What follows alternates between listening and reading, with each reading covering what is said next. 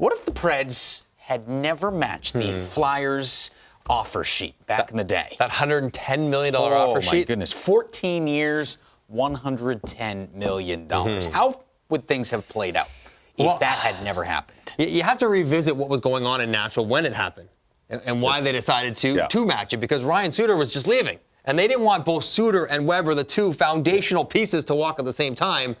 And so they felt compelled, like, we let one go, we can't let the other go. And so we have to match him, even though it was a ton of money, like $20 or $30 million up front. But they didn't want to go without either of them.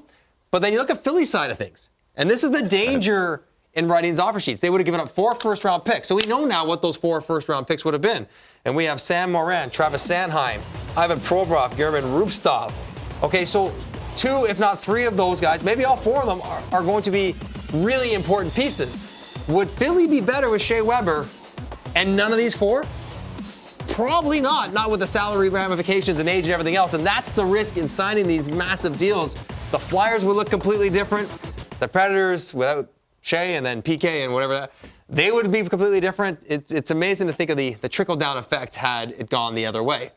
Interesting that the picks there, the defensemen that Philadelphia picked, because Nashville are known for picking defensemen who step in and have been solid defensemen in the National Hockey League.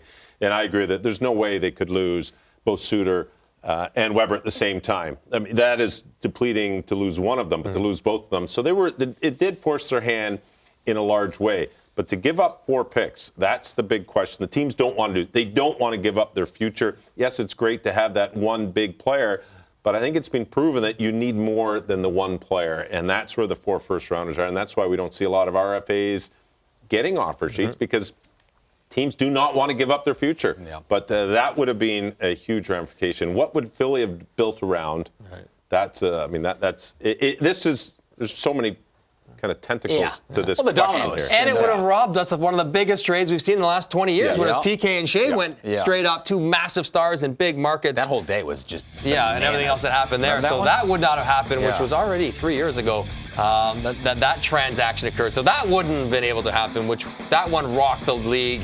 Stamkos re-signed. These guys got traded. It was unbelievable.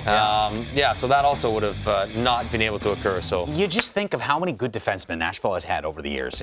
You throw Shea Weber in there. You throw Ryan Suter in there. Seth Jones was a defenseman. And they still loaded. Ryan Ellis, Diaz Ekholm, they're on and on and on. They got Dante Fabro coming in this year. Just doesn't Samuel stop. Girard, they decided to let go of him. Unbelievable. It's whoever, good scouting. if I'm running another team, I'm coaching whoever's in charge of defensive scouting and development out of Nashville and say, come work for my team, because we want some of what they have going. For the blue line.